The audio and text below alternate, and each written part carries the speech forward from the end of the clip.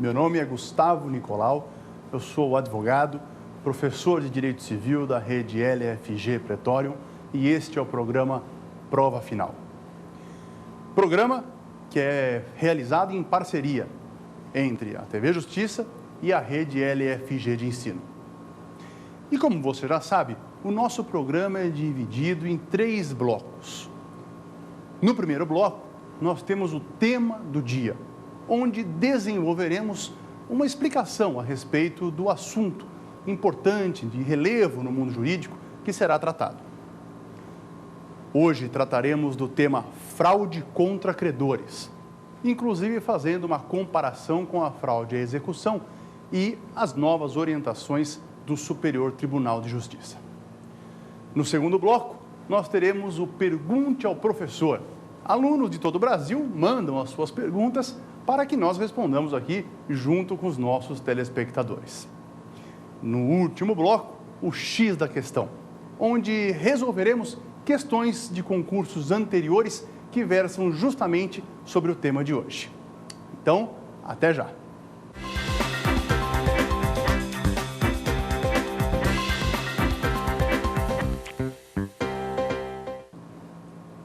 Fraude contra credores. Esse é o nosso tema do dia. Um assunto que há muito tempo vem sendo objeto de grande preocupação do legislador. Desde a época de Roma, desde o direito romano, o legislador sempre se preocupou muito com essa possibilidade de um devedor insolvente, aquela pessoa que não tem recursos, não tem como saldar as suas dívidas, começar a dilapidar o seu patrimônio, começar a alienar o seu patrimônio, visando justamente fraudar os credores, para que eles, numa futura execução, não conseguissem, então, penhorar nenhum bem, nenhum patrimônio do devedor, afinal, tudo já havia sido alienado. Interessante que o aluno sempre me pergunta, mas, professor, o devedor é proprietário daqueles bens. Ele é dono da casa, ele é dono do carro, ele é dono do apartamento. Por que a lei pode proibir a alienação dos bens do devedor? Da onde vem essa autorização? Não seria até inconstitucional você privar uma pessoa de dispor de seu próprio patrimônio? Veja, no nosso sistema, a grande garantia que o credor tem de que ele receberá o seu crédito é exatamente o patrimônio do seu devedor. Foi-se a época, aliás, que o credor poderia penhorar a pessoa do devedor. Isso, numa época romana, acontecia. E esse devedor, então, tornava-se escravo do seu credor. Hoje em dia, a regra é que a responsabilização seja patrimonial, de modo que o credor ele busca nos bens, no patrimônio do devedor, a satisfação natural de seu crédito. Esta é a regra. O problema começa a se agravar quando o devedor passa a não ter bens suficientes, passa a não ter patrimônio suficiente para saldar as suas dívidas com o seu credor, ou, o que é mais comum, com os seus credores diversos. Neste momento em que o devedor começa a se tornar insolvente, a lei praticamente considera que o patrimônio remanescente, o patrimônio que ainda resta ao devedor, como que indiretamente passa a pertencer ao credor. Claro, afinal de contas, este credor, a longo prazo, pretende penhorar os bens que sobraram do devedor, pretende executar o devedor e, com a alienação judicial desses bens, em asta pública, ele se satisfazer do seu crédito. E aí a lei dá, então, a cada um o que lhe é de direito e a justiça é realizada. Porém, o devedor começa a alienar, começa a dispor de seu patrimônio de maneira desenfreada, visando justamente isso, visando que na hora que o credor vá satisfazer a sua dívida num processo futuro, num processo que vai desembocar numa fase de cumprimento de sentença, o credor não alcance nenhum bem. Não sobrou nada no patrimônio do devedor. De modo que a lei, preocupada com essa possibilidade, já faz, então, a criação de um instituto que não vai proibir o devedor de vender os bens, mas vai trazer sérias consequências para a hipótese de isso acontecer. O problema é que existe uma terceira figura nesta relação toda. Temos o credor, que quer ver o seu crédito satisfeito.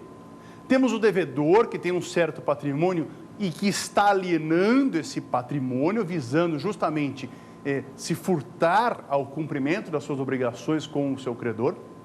Mas nós temos aqui uma terceira pessoa. Nós temos uma terceira figura, claro, a pessoa que vai comprar esses bens. É o terceiro adquirente. E aqui, prezado aluno, tem uma dica que vale para quase todo o direito civil. Do nascituro ao inventário, essa regra é praticamente um consenso em qualquer livro que você esteja no direito civil. É a proteção ao terceiro de boa-fé. O Código Civil tem uma imensa preocupação com o terceiro de boa-fé. É uma das pessoas mais queridas pelo legislador, é o terceiro de boa-fé. Afinal de contas, o terceiro de boa-fé representa a segurança das relações jurídicas.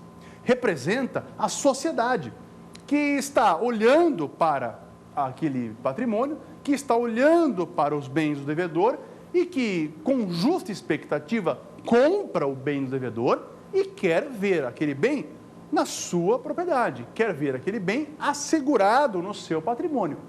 Terceiro de boa-fé tem esta justa expectativa. E a lei não quer quebrar esta expectativa do terceiro de boa-fé.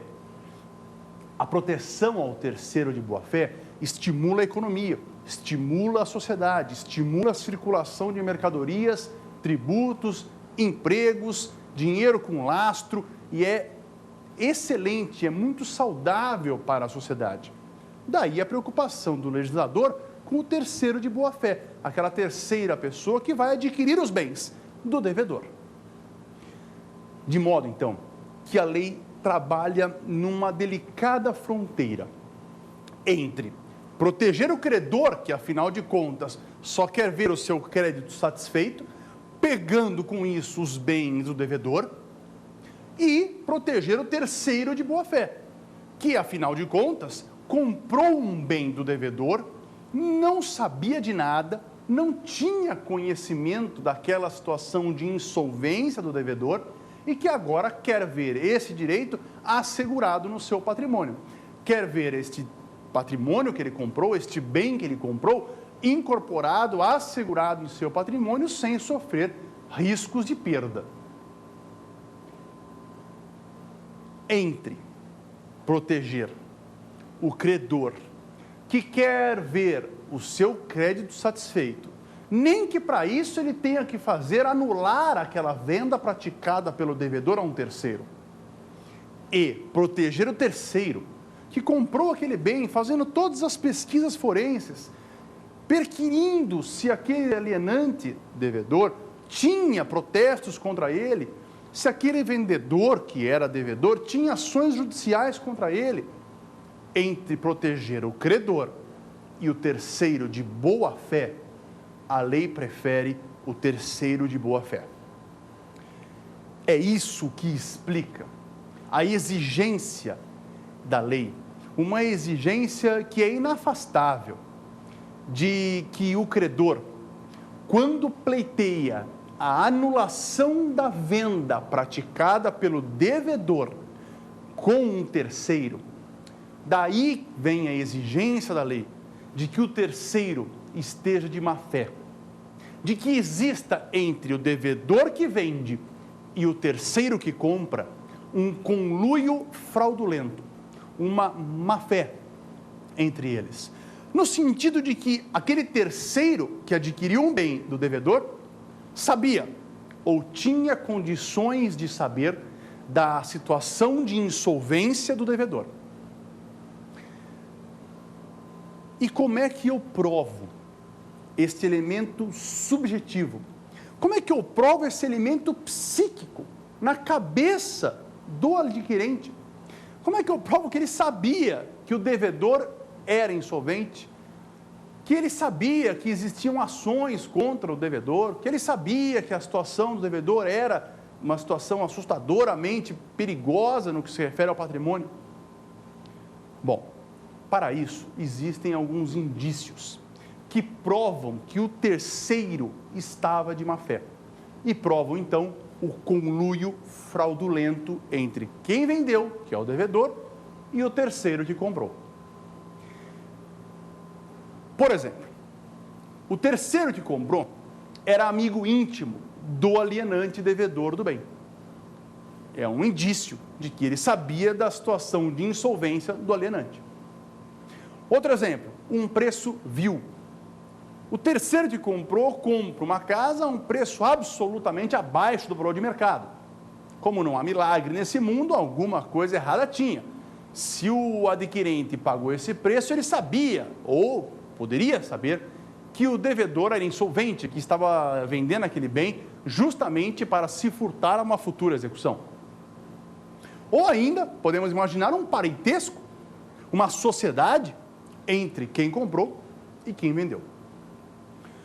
Esses todos são indícios que mostram ao juiz que existia ali o conluio fraudulento entre o devedor que alienou e o terceiro que comprou. Com isso, conseguimos configurar o primeiro requisito e mais importante da fraude contra credores, que é o conluio fraudulento, o consilium fraudis, entre o devedor insolvente que está vendendo o bem e o terceiro adquirente do bem, que de má fé está comprando aquele bem que o devedor então pretende vender justamente para se livrar de uma futura execução.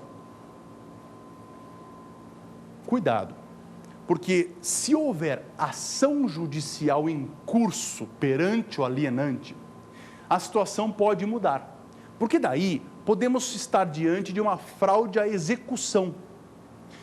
A fraude à execução, ela acontece justamente quando já existe um processo em andamento contra o alienante do bem.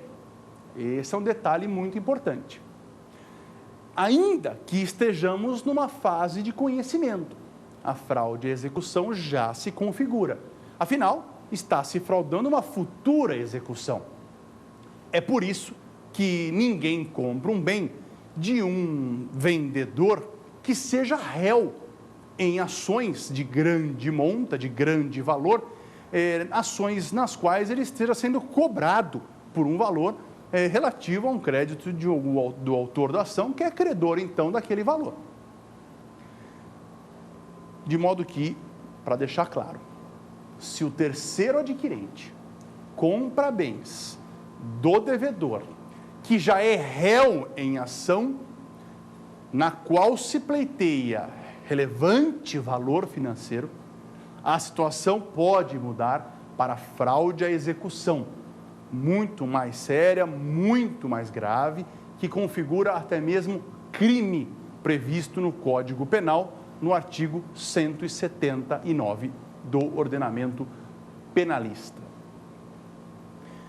Recentemente, a questão de 2 anos, o Superior Tribunal de Justiça editou a súmula 375, pela qual ele disse que a configuração plena da fraude à execução, ela ocorreria apenas com o registro da penhora do bem alienado. Esta é uma súmula que protege o terceiro de boa-fé, que, em outras palavras, permite ao terceiro comprar o bem mesmo durante o processo judicial, mas que o aluno não se engane. O que essa súmula disse é que a fraude à execução estará plenamente configurada caso, além de existir uma ação em curso, além de existir já uma execução em curso, já na segunda fase do processo, portanto, cumprindo a sentença, exista ainda o registro da penhora daquele bem alienado. Se isso acontecer, se uma pessoa compra um bem sob o qual incide uma penhora, a fraude de execução já está configurada e quem comprou certamente vai perder aquele bem futuramente. Porém, nada impede que mesmo antes deste momento jurídico do registro da penhora, a fraude à execução já se configure. Então, a partir da citação no processo de cobrança, o devedor, réu, portanto, que vende bens a um terceiro, já pode estar incorrendo numa hipótese de fraude à execução. Basta que prove, segundo os dizeres da súmula 375 do STJ, a má-fé do terceiro adquirente. Muito bem. Na fraude contra credores, nós vimos então que um grande requisito para que se configure esta fraude é o conluio fraudulento, é o consilium fraudis. Significa má-fé do terceiro adquirente. Só que há um outro requisito. O outro requisito é muito simples. Ele se chama eventus damini. Significa que a venda, o fato jurídico compra e venda, foi danoso ao credor. Claro, o alienante vende o bem, não tem outros bens para saldar as suas dívidas, está insolvente, vendeu os seus bens, automaticamente acabou de causar um dano, eventus damini, ao credor. De modo que esse requisito do eventus damini, ele é muito simples. Basta que aquele que vendeu não tenha mais como satisfazer os seus créditos perante o seu credor ou perante os seus credores. De modo que, recapitulando, fraude contra credores exige dois requisitos. Consilium fraudis significa o conluio, a má-fé da pessoa que vendeu com a pessoa que está comprando, o terceiro sabia daquela situação. E o segundo requisito, o eventus damini. Aquela venda causou um dano para o terceiro, para o credor, que afinal de contas não consegue mais ver patrimônio suficiente para se satisfazer do seu crédito. Um ponto que merece destaque. A lei de falências diz que a venda precipitada de bens do empresário pode configurar um ato que configura ato de falência. Ou seja, pode ensejar até mesmo a falência do empresário, esta possibilidade de ele começar a dilapidar o seu patrimônio, deixando assim os seus credores desesperados. Os seus credores não conseguem mais enxergar bens para saldar os seus créditos, para se satisfazer dos seus créditos. A mesma lei de falência diz que configura-se um ato de falência, artigo 94 da lei de falência, o trespasse, a venda do estabelecimento do empresário sem que ele tenha obtido autorização dos seus credores. Porque veja, se eu tenho bens suficientes para saldar as minhas dívidas, se eu sou um devedor, no caso empresário solvente, eu vendo o que eu quiser, inclusive um dos meus estabelecimentos empresariais. Inclusive, se houver bens para isso, o meu único estabelecimento empresarial. O problema está quando o empresário insolvente, que não tem como saldar as suas dívidas, ele vende para uma terceira pessoa o seu estabelecimento empresarial. E com isso, óbvio, ele causa prejuízo, ele causa dano, eventus damini, aos seus credores, que poderão pleitear a sua falência. Veja a gravidade da hipótese, como a lei se preocupa com essa venda precipitada de bens, prejudicando o credor. Mas resta um último ponto para analisarmos. Imagine que o devedor insolvente resolva doar um bem a um terceiro de boa fé. Não se discute, o terceiro está de boa fé, não sabia de nada, não era amigo, não era parente, não era sócio, a insolvência não era notória. O devedor simplesmente doou um bem para o terceiro de boa fé. E com isso, prejudicou o credor. O credor que via naquele bem doado a sua última salvação, a sua última possibilidade de conseguir penhorar o bem para se satisfazer do seu devido crédito. Nesta hipótese, o Código Civil trabalha com um dilema ainda maior, porque o Código Civil aqui, ele vai ficar em dúvida entre o credor e o terceiro de boa-fé, aquele que eu falei que é protegido em quase todos os embates ao longo do Código Civil, desde o nascituro até inventário e partilha. Terceiro de boa-fé é o grande queridinho do legislador. E agora, será que a lei protege o terceiro de boa-fé que ganhou um bem, ele nem pediu, ele recebeu de doação aquele bem, ele ganhou um bem de presente, não estava nem sabendo que o devedor era insolvente. Será que a lei protege o terceiro de boa-fé que ganhou este bem? Ou será que a lei protege o credor, aquele que quer anular aquela doação para poder penhorar aquele bem? Neste caso, incide uma antiga regra do direito romano, segundo a qual o legislador, sempre que estiver em dúvida entre proteger o donatário que recebeu um lucro sem causa, que recebeu um enriquecimento sem causa, e o credor que está na iminência de sofrer um prejuízo, de modo então que entre assegurar um lucro do donatário e evitar um prejuízo do credor, a lei prefere o último. A lei prefere evitar o prejuízo do credor. Isso faz com que o Código Civil, nas transmissões gratuitas de bens, dispense o requisito denominado consilium fraudis. Quando a transmissão de bens for gratuita, a lei dispensa o requisito do consilium fraudis. Basta que a doação cause dano ao credor. E com isso, então, o credor poderá ajuizar a competente ação pauliana para tentar anular, segundo a letra do Código Civil, a hipótese de anulação, anular, então, a doação realizada perante o donatário. A mesma pauliana que seria usada na hipótese de compra e venda. Parte da doutrina diz que seria hipótese de ineficácia. Com isso, conseguimos arrematar e concluir o tema fraude contra credores e fazer uma comparação com a fraude de execução. No próximo bloco, alunos de todo o Brasil fazem perguntas ao professor e que serão respondidas junto com os espectadores. Até já!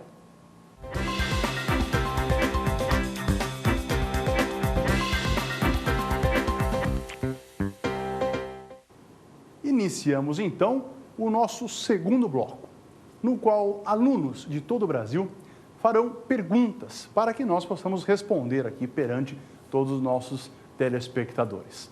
Nosso segundo bloco chama-se Pergunte ao Professor. Então vamos à primeira pergunta.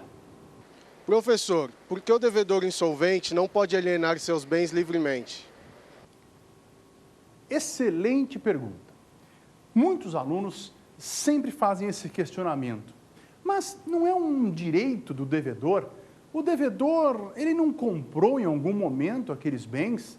Ele não pagou com o seu dinheiro, ou não herdou aquele patrimônio? O devedor, ele tem os bens que são de sua propriedade, que integram o patrimônio dele, e ele quer vender os bens dele. Será que o devedor, ele pode ser proibido de alienar os seus bens livremente para quem ele quiser? Veja, o devedor, ele tem livre disposição patrimonial para alienar os seus bens, desde que ele não seja insolvente. Porque, em alguma medida, todos nós somos devedores. Seja devedor da conta de água que chegou lá em casa, a gente não pagou ainda, seja devedor da fatura do cartão de crédito que a gente não pagou também ainda. Em alguma medida, nós somos devedores em algum momento da vida. E nem por isso perdemos a possibilidade de alienar os nossos bens. Mas por quê? Porque, como regra, nós temos patrimônio suficiente para arcar com as nossas dívidas, para arcar com as nossas despesas. Se nós vendermos algum bem, que seja um carro, uma casa, um apartamento, remanescerá ainda patrimônio suficiente para saldar dívidas que nós, porventura, tenhamos. de modo que o credor está protegido, está vislumbrando no nosso patrimônio bens suficientes para saldar aquele crédito, para se satisfazer do crédito que ele titulariza. O problema ocorre quando o devedor torna-se insolvente. Neste momento, quando ele se torna insolvente, a lei entende que os bens de sua propriedade praticamente não lhe pertencem mais. Como que indiretamente os bens de um devedor insolvente passam a pertencer ao credor e não mais a ele, devedor. Claro, afinal de contas, os seus bens, a partir de agora, estão, ainda que indiretamente e a longo prazo, afetados, garantindo o crédito que o credor irá satisfazer com a futura penhora. É por conta disso que a lei faz restrições à alienação de bens por parte de um devedor insolvente. E veja, não é que a lei proíbe o devedor de alienar o bem. A lei permite o devedor alienar o seu bem. O único problema é que aquele que comprou, se estiver de má fé, e o devedor insolvente aliena esse bem para um comprador de má fé, este adquirente de má fé, ele poderá ser prejudicado. O adquirente poderá, numa futura ação pauliana, perder este bem que ele comprou, que retornará ao patrimônio do devedor e servirá para a satisfação do crédito do credor. Professor, qual é a consequência prática que decorre de uma fraude contra credores? Esta talvez seja uma das perguntas mais polêmicas e mais difíceis do assunto fraude contra credores. Então, o que acontece? Qual é a consequência prática da fraude contra credores quando alguém entra com uma ação pauliana e consegue êxito na pauliana, né? O que vai acontecer na prática com aquele que vendeu fraudulentamente um bem para um terceiro de má fé que sabia, portanto, dessa situação de insolvência, compra o bem mesmo assim e agora o credor entra com a pauliana? O que vai acontecer na prática? Neste ponto, nós temos duas correntes bem claras. A primeira corrente é uma corrente tradicional, é uma corrente adotada pelo Código Civil de 1916 e uma corrente que foi novamente adotada pelo Código Civil de 2002. Esta corrente diz que a hipótese é de anulabilidade, ou seja, aquela compra e venda que foi realizada entre um devedor insolvente e um terceiro de má fé adquirente, esta alienação fraudulenta, ela será anulável. O artigo 178 e 179 do Código Civil, mais especificamente 178, deixam bem claro, inclusive, o prazo decadencial de 4 anos para pleitear a anulabilidade a contar do negócio quando ele for praticado mediante fraude contra credores. O artigo 158 vai no mesmo sentido. De modo que esta é a primeira corrente que diz que o regime seria o da anulabilidade. Mas há um outro posicionamento, há uma outra corrente doutrinária que ganha até uma certa repercussão na jurisprudência, que diz que o resultado prático de uma ação pauliana é a ineficácia. Qual a diferença prática? A diferença prática é que no regime da ineficácia, o bem fica na mão do adquirente. O adquirente, ele é dono do bem ainda, ele é proprietário do bem. A alienação foi válida, ela não foi anulável. Ela é válida, de modo que o terceiro adquirente é proprietário, o terceiro adquirente é dono do bem. Esse é um ponto importante. Bom, mas e aquele cidadão que é o credor, que ajuizou a ação pauliana, que ganhou a ação pauliana? Ele ganha e o bem fica na mão do terceiro? Evidente que não. O terceiro é proprietário, o bem não volta ao patrimônio do devedor, mas o ponto importante, esta venda é ineficaz em relação ao credor. O credor não surte os efeitos daquela compra e venda, de modo que ele pode penhorar um bem do terceiro adquirente, por uma dívida que é do devedor. Veja que interessante. Ele conseguiria fazer essa penhora sem se preocupar com o eventual embargo de terceiro numa futura execução. De modo que, neste caso, para esta corrente, o regime seria o regime da ineficácia. Vamos então para a nossa próxima pergunta. Professor, por que é tão difícil anular uma venda fraudatória? Pois é. Não é difícil anular uma venda fraudatória. É difícil anular qualquer venda. O sistema do Código Civil, o sistema da nossa legislação, a orientação da lei, a mens legis, é no sentido de preservar os negócios jurídicos. É no sentido de manter os negócios jurídicos com o seu pleno efeito, manter o negócio produzindo efeitos, dar ao negócio o destino que dele se esperava. As partes, quando celebram qualquer contrato, elas têm a justa expectativa de que aquele contrato, aquele pacto celebrado, ele surtirá os efeitos naturalmente almejados por ele. De modo que quando eu compro um bem, na prática, eu quero aquele bem para minha propriedade e não vou gostar nem um pouco se alguma coisa alterar esse destino. Quando eu compro um bem, eu quero o bem na minha propriedade, no meu patrimônio. Quando o fulano aluga um bem, ele quer aquele bem alugado para ele pelo tempo combinado. Quando você contrata a prestação de um serviço, você quer o serviço prestado. De modo que existe sempre uma justa expectativa das partes, de que os contratos serão cumpridos e serão executados como foram combinados. E isso cria uma justa expectativa coletiva. Isso cria na mente da população uma saudável expectativa de que tudo que for combinado será devidamente cumprido e a lei confirmará isso. Isso estimula novos negócios, isso estimula que as pessoas continuem comprando, isso estimula o comércio jurídico, isso fomenta uma sociedade. Em última análise, isso gera circulação de dinheiro, circulação de mercadorias, impostos, empregos. Isso gera um crescimento de empresas que vivem de compra e venda de bens, por exemplo, tirando pessoas do desemprego. De modo que, em última análise, para a sociedade, é bom esse comércio jurídico, é super saudável. Então, a lei tem que estimular este comércio jurídico e ela faz isso assegurando que os negócios que foram combinados serão cumpridos conforme se esperava deles. É por conta disso que existe o princípio da conservação do negócio jurídico.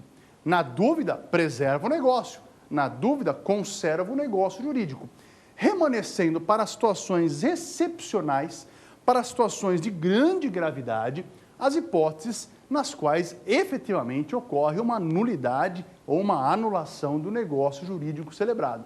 É por isso que é tão difícil anular uma compra e venda fraudatória. Aliás, é por isso que é tão difícil anular qualquer negócio jurídico. Professor, qual é a diferença entre fraude contra credores e fraude à execução? Muito bem. Esta talvez seja, atualmente, a pergunta mais difícil no tema fraude contra credores e fraude à execução. Qual a diferença? Em que momento surge a fraude à execução? O que a fraude à execução tem de diferente em relação à fraude contra credores? Veja, a fraude contra credores ocorre quando o devedor insolvente ou que se torna insolvente com aquele negócio praticado, quando esse devedor, ele aliena bens e fica então sem patrimônio para saldar as suas dívidas com o credor. Isso é a fraude contra credores. Na verdade, esta fraude contra credores está prejudicando a rigor, apenas o credor. Está prejudicando apenas a pessoa que via naquele patrimônio a justa satisfação de seu crédito. De modo que a fraude contra credores tem um alcance limitado, um alcance moderado. Ela prejudica apenas o credor, ela não causa grandes danos de maneira direta, pelo menos, a toda a sociedade. Quando, porém, este credor já ajuizou uma ação, já exerceu o direito constitucional de ação, já moveu o aparato do Poder Judiciário em busca do seu crédito. Neste instante, a coisa muda de cenário.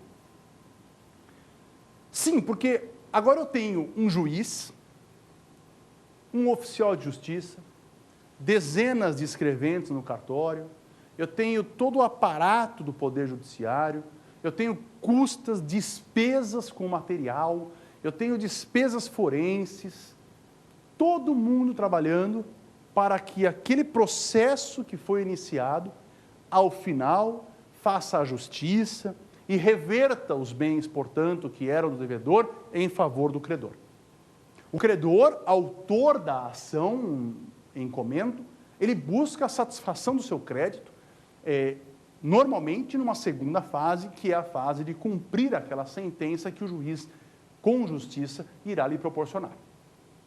De modo que qualquer alienação praticada pelo devedor após a sua citação, já dentro de um processo civil em desenvolvimento, qualquer alienação nesse sentido é uma afronta, não apenas ao credor, é uma afronta ao Poder Judiciário, é uma afronta ao juiz, aos serventuários, ao escrevente, ao oficial de justiça e ao credor também. Afinal de contas, o devedor réu está fazendo pouco caso daquele processo de conhecimento e vendendo os seus bens para terceiros, pouco importando se aquele juiz vai dar uma sentença ou não para no futuro penhorar o seu patrimônio.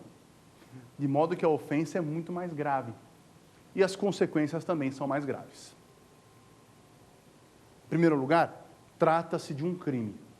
Fraude à execução vem prevista no artigo 179 do Código Penal. É um crime, diga-se de passagem, de ação penal privada. O titular deste direito de queixa é o credor, que foi lesionado com aquela venda. É um crime. E, em segundo lugar, o regime jurídico é diferente. A solução para uma venda praticada sob fraude à execução é a ineficácia da alienação praticada. Aqui não há duas correntes. Na fraude à execução, a solução é a venda praticada quando um processo estava em trâmite, ela é ineficaz. De modo que o credor, que é autor da ação ajuizada, ele poderá pedir a simples ineficácia, naquele processo mesmo que ele já entrou, ineficácia da venda que o réu realizou. Com isso, ele vai conseguir depois, no futuro, penhorar o bem das mãos do terceiro adquirente, que adquiriu um bem também, com um processo judicial em andamento. Um último detalhe é que a súmula 375 do STJ mudou um pouco o entendimento pacificado a respeito do assunto. Por conta desta súmula, firmou-se o entendimento de que a fraude à execução, ela opera de pleno direito e ela se verifica, sem nenhuma dúvida, a partir de um momento específico, que é o registro da penhora do bem alienado. Isso protege, inclusive, terceiros adquirentes de estados diferentes da federação. Imagine aí uma briga entre autor e réu discutindo um crédito de alto valor, mas esta briga está acontecendo no Rio de Janeiro e o bem está sediado na Bahia.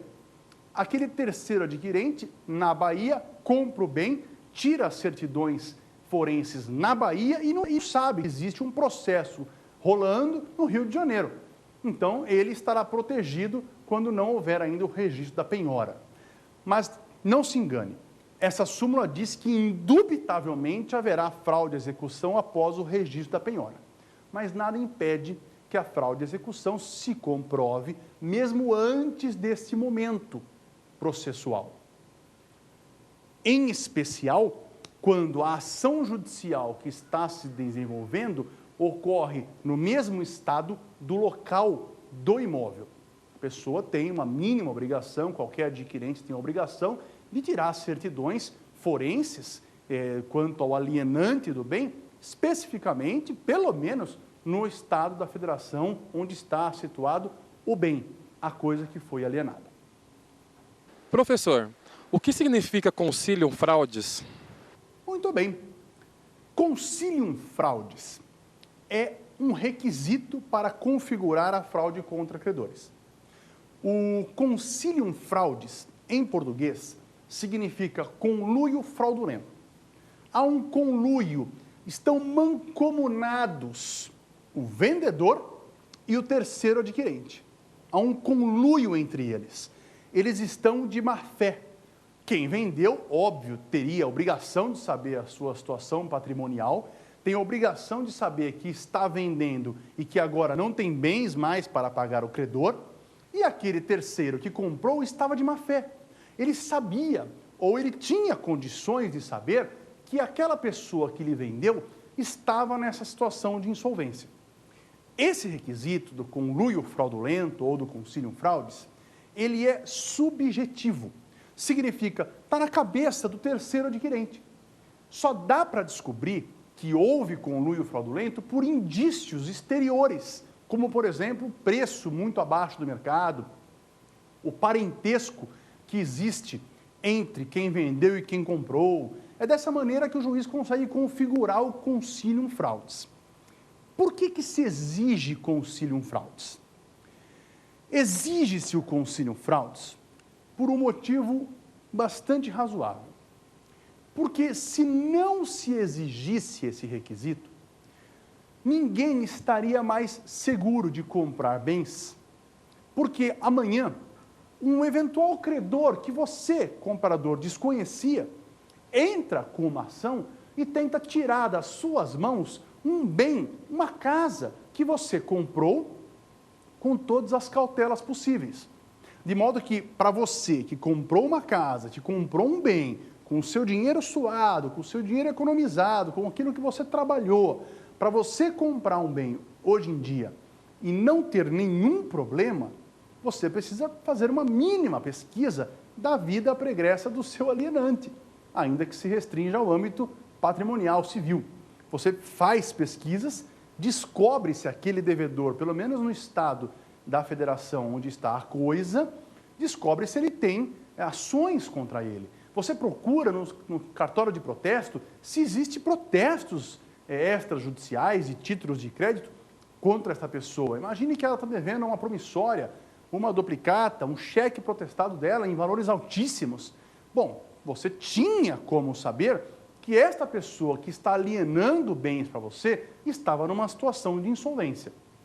De modo que, se você tomar todas essas cautelas, se você se assegurar, se informar a respeito da vida do devedor para descobrir que ele não é um devedor insolvente, não estará configurado o concilium fraudes. Você estará de boa fé.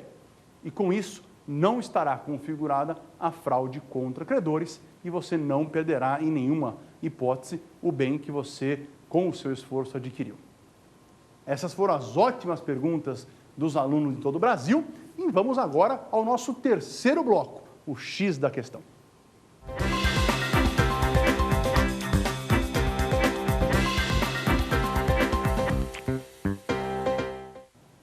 Muito bem, vamos então para o nosso último bloco, o X da questão. Vamos trabalhar com algumas questões que já foram objeto de pergunta em concursos anteriormente realizados. Nossa primeira questão é da OAB, Exame da Ordem dos Advogados do Brasil. Sobre a fraude contra credores, é errado afirmar que. Então veja que nós estamos buscando aqui a alternativa errada. O aluno precisa sempre se atentar para este fato, né? Às vezes, na correria de uma prova, há concursos que o aluno tem pouco mais de 40 segundos por questão. Imagina, para ler todas as alternativas. De modo que o aluno acaba lendo rápido e pula o essencial aqui, né? É errado afirmar. Estamos buscando, então, como gabarito, a alternativa errada, aquela que contém uma impropriedade técnica. Vamos dar uma olhada na alternativa A. O credor deverá provar o concilium fraudes e o eventus damini a fim de anular a venda praticada pelo devedor insolvente. Muito bem, essa alternativa traz, então, os requisitos para que se configure a fraude contra credores. Nada mais trouxe do que o Concilium Fraudes e também o Eventus Damini, que são, como nós sabemos, os dois requisitos aptos a anular ali, a configurar a fraude contra credores. Um aluno um pouco mais rigoroso, um aluno um pouco mais atento, ele perceberia um detalhe, uma pequena observação que nós temos nessa alternativa A, porque ela diz que são requisitos para anular a compra e venda praticada mediante fraude contra credores, não é verdade? Mas há uma corrente que diz que a hipótese não é de anulação, é de ineficácia, né? Mas certamente não foi isso o que a OAB entendeu. A OAB entendeu que essa alternativa estava correta, não há reparos a fazer a esta primeira alternativa. Então ela está correta e não é a que nós buscamos. Vamos para a alternativa B, de bola. Diz o seguinte: o prazo decadencial para anular o negócio fraudulento é de 4 anos. Bom, está certa essa alternativa? O prazo decadencial é de 4 anos? Sim. O prazo é decadencial? Sem dúvida. É um direito potestativo do credor de anular a compra e venda, pelo menos para a corrente mais tradicional. O credor ele pode anular aquela compra e venda, é um direito potestativo dele. O devedor está em estado de sujeição, o terceiro adquirente de má-fé está em estado de sujeição. Então, a sentença, evidentemente, desconstitutiva, de modo que o credor ele tem um direito potestativo e, quando temos um direito potestativo, não tem jeito, o prazo é decadencial. É decadencial, é de 4 anos, isso está no artigo 178 do Código Civil e vale um detalhe que a questão não trouxe, mas vale a gente mencionar. Este prazo começa a contar da prática do negócio. Vamos então à alternativa C.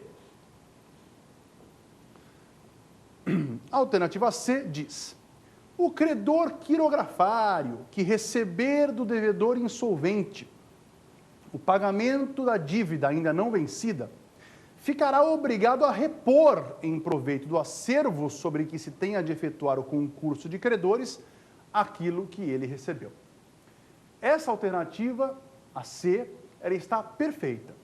Veja, tão grave quanto vender bens para se tornar insolvente e com isso prejudicar o credor, é você pagar credores que ainda não teriam o direito de receber aquele valor.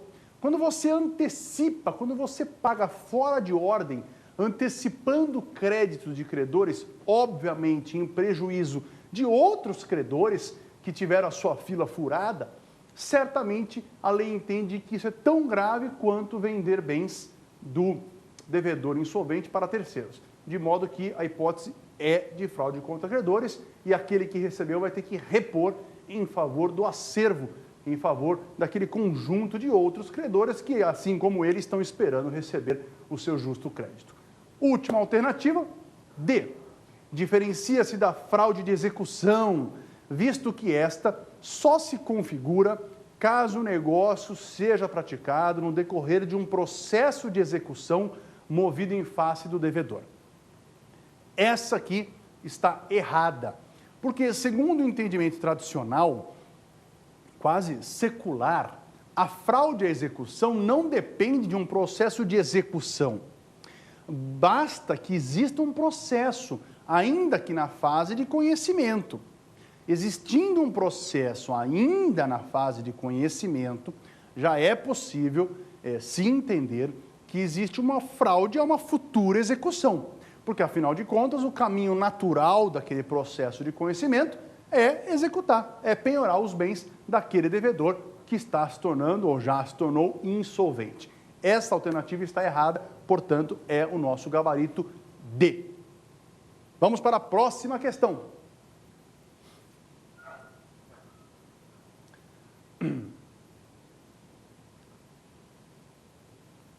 Vamos lá. Também da OAB, sobre a fraude contra credores, é errado, olha o errado de novo, hein? Afirmar que, ad amor, quando o ato praticado pelo devedor insolvente for gratuito, dispensa-se o requisito do concilium fraudis. Essa alternativa diz que quando o ato for gratuito, está dispensado o concilium fraudis. Está correta essa afirmação.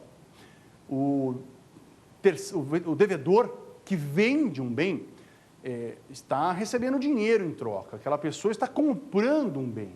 Então, ela é protegida pela lei e a lei diz que ela só vai perder o bem se ela tiver de má fé. Agora, quando o devedor doa bens para um terceiro, veja, esse terceiro está ganhando um bem que ele não teria direito, ele está recebendo um lucro sem causa. Ele está enriquecendo com aquele bem que lhe foi agora doado. Logo, a lei fala, não, para essa hipótese nós vamos dispensar o requisito do concilium fraudis. Neste caso, basta que a doação prejudique o credor. Então, basta o eventus damini. Ainda que o terceiro donatário esteja de boa fé, receba a coisa, torne-se proprietário da coisa, ele poderá perder esse bem, afinal de contas, entre evitar o prejuízo do credor e assegurar um ganho do donatário, a lei prefere evitar um prejuízo do credor. Próxima alternativa B. Nos atos onerosos praticados pelo devedor insolvente, exige-se concilium fraudis e eventus damini. Agora sim, né? A alternativa B, ela está perfeita. Então, quando o ato for oneroso e não gratuito, vamos exigir os dois requisitos normais da fraude contra credores. Tá? Essa aqui não há nenhum reparo a fazer, está perfeita esta alternativa B de bola. Não é a que nós buscamos, né? Buscamos a errada. Então, vamos ver se é a próxima. C. O devedor insolvente que vende seu estabelecimento comercial sem autorização dos credores pratica ato de falência. Perfeito. Essa alternativa C está correta e não é a que nós buscamos a errada, lembre-se. A alternativa C diz que se essa venda for de um empresário, se ele vende um estabelecimento, está devendo na praça, insolvente, vende o estabelecimento empresarial para um terceiro, esse terceiro comprou o estabelecimento empresarial, isso é considerado pela lei de falência um ato de falência, artigo 94 da lei de falência. Por quê? Porque a pessoa que deve e que não tem patrimônio para saldar as suas dívidas, não tem absoluta livre disposição do seu patrimônio. Ela pode até vender, mas isso lhe trará graves consequências previstas pela lei. A lei entende que os bens dessa pessoa praticamente pertencem ao credor e não mais a ela. Vamos para a última alternativa, a venda de bens do devedor solvente, sem anuência do credor, configura a fraude. Veja, faltou duas letrinhas aí, por isso que está errada esta alternativa de D de dado e é o gabarito que nós buscamos, né? A venda de bens do devedor insolvente configura a fraude. Agora, a venda de bens de um devedor solvente, o devedor que é solvente, ele pode vender o que ele quiser. Ele vende todo o seu patrimônio. Se ele tiver dinheiro para pagar suas dívidas, ele vende o que ele quiser. É dele, direito de propriedade. E ele dispõe essa propriedade da maneira que ele quiser. De modo que a alternativa errada é a D. Então, achamos a que nós gostaríamos de achar aí o gabarito D de mais esta questão que foi, então, solucionada. Muito bem, com isso, então, encerramos o nosso terceiro e último bloco do nosso programa Prova Final. Foi um prazer tê-los em minha companhia e até uma próxima oportunidade.